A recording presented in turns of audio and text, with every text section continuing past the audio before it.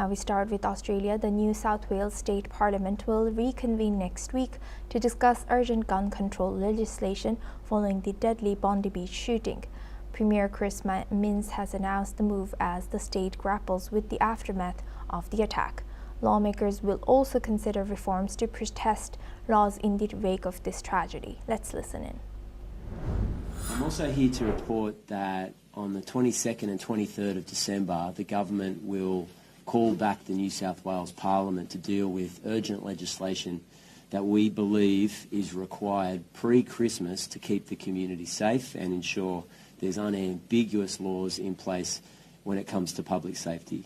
Firstly, in relation to firearms legislation in the state, we are proposing a bill which hasn't been finally drafted, but we will share with the opposition as soon as possible to cap the number of firearms, to reclassify straight pull-up and pump-action shotguns, to look at reducing magazine capacity for shotguns, for prohibiting belt-fed magazines in those shotguns, and crucially removing NCAT as an appeal mechanism once a designation has been made about withdrawing a licence from the register. The shooting, which took place, claimed the lives of 15 people, including a 10-year-old Matilda who was remembered at a memorial. Her mother tearfully described the moment she lost her daughter, calling it a nightmare. Let's listen in. I came from Ukraine. I brought from Ukraine my oldest son, McKen, and I was still crazy that he's not there right now. He's not fighting for his land, and he stays here. And I couldn't imagine I lost like not a kid. It's just like way. Health authorities have confirmed that 22 individuals were still receiving medical care in various Sydney's hospitals, with many in critical conditions. Authorities are continuing to investigate the attack, which has shocked the community and prompted calls for stronger gun control measures. Now for this discussion, we welcome Mr. Ross Feingold. He's a political analyst, joins us live from Taipei. Thank you very much, Ross, for joining us again. Good to see you. Now, looking at this, how should Australian government, balance the urgency of these stronger gun control laws with concerns about civil liberties and also due process now?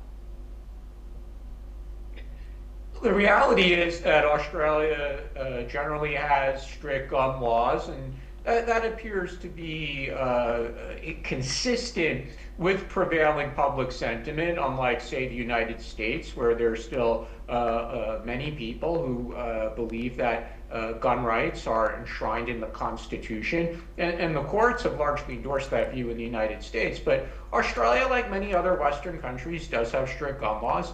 But there is a legitimate question to be asked, which is, will the state rush into revising its laws in the aftermath of this terrorist attack? Will there be enough time for debate about whether or not the proposed measures are sufficient to address the issue? And in fact, there are already some politicians who are saying, yes, we recognize the need that maybe the gun laws do require further tightening, but we cannot let that be an excuse not to deal with the serious issues of anti-Semitism, as well as people who have self-radicalized as Muslim terrorists.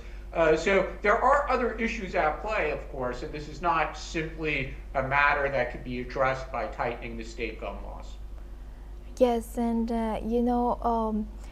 what political challenges might lawmakers face when linking gun control reforms with quick changes to protest laws in this aftermath of the Bondi Beach? Also knowing that these two shooters, father and son, they did not have any history or criminal record of also relating it to any such shooting, and also radicalization. They didn't have any charges. Well, again, I think there's going to be some people, it might not be the majority view, but there will definitely be some politicians or commentators who say that we're focusing on the gun issue, possibly at the expense of focusing on some of these other issues, whether that's anti-Semitism that hasn't been properly addressed, or shortcomings in intelligence gathering by local police or federal government or Australian federal government intelligence agencies. So there are a number of issues here that deserve, I would say, an equal amount of attention, even if the consensus view is that gun rights do, the gun rights do need to be further restrained. Right. And thank you very much, Ross, for sharing that insight. Please stay with us as we come back to you for our next discussion as well. Now moving on to